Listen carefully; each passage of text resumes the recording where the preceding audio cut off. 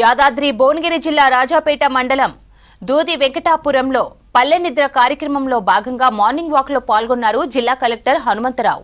కాలనీలోని ఇంటికి వెళ్లి గ్రామస్తుల సమస్యలను అడిగి తెలుసుకున్నారు కలెక్టర్. గ్రామానికి బస్సు రావడం లేదని స్థానికులు చెప్పడంతో ఆర్టీసీ డీఎంకి ఫోన్ చేసి మాట్లాడి బస్సు ఏర్పాటు చేయాలని సూచించారు. గ్రామంలో ప్రధాన రహదారికి డ్రైనేజ్ సౌకర్యం సరిగా లేకపోవడంతో వెంటనే డ్రైనేజ్ పనులు చేపట్టి సీసీ రోడ్లు లేని కాలనీలో రోడ్డు పనులు చేపట్టాలని అధికారులను ఆదేశించారు. అర్హులైన ప్రతి ఒక్కరికి రేషన్ కార్డులు ఇవ్వడం జరిగిందన్నారు కలెక్టర్. గ్రామంలో ఇందిరమ్మ ఇండ్ల నిర్మాణం పనులను పరిశీలించి లబ్ధిదారులతో మాట్లాడారు హనుమంతరావు. ఇదొక ఆదర్శ గ్రామం.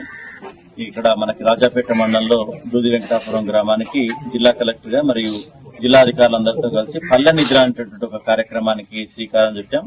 దీనికి కారణం ఏంటంటే ఏదో అట్లా వచ్చిపోతే తెలియదు. గ్రామంలో చాలాసేపు గడిపితేనే ప్రజలతో గడుపుతూ మొత్తం కూడా రాత్రి నిద్రించి మార్నింగ్ అంతా కూడా 2-3 అవర్స్ గ్రామం మొత్తం కూడా తిరిగితే ప్రజలకు ఉన్నటువంటి సమస్యలు ఎట్లా పరిష్కారం చేయాలి, ఏ విధంగా ఉన్నాయనేది తెలుస్తుంది క్షేత్రస్థాయిలో అని చెప్పేసి ఈ పల్లె నిద్ర కార్యక్రమానికి శ్రీకారం చుట్టడం జరిగింది. దానిలో భాగంగా ఫస్ట్ ప్రోగ్రామ్ మన దూది వెంకటాపురం గ్రామానికి రావడం జరిగింది.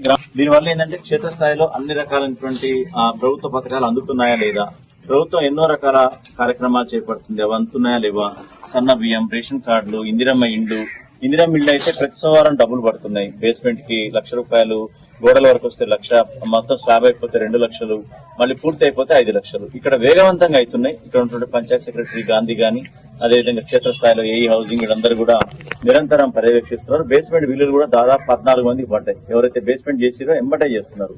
ఈ కార్యక్రమాన్ని అందరూ కూడా ముందుకు తీసుకెళ్లాలి.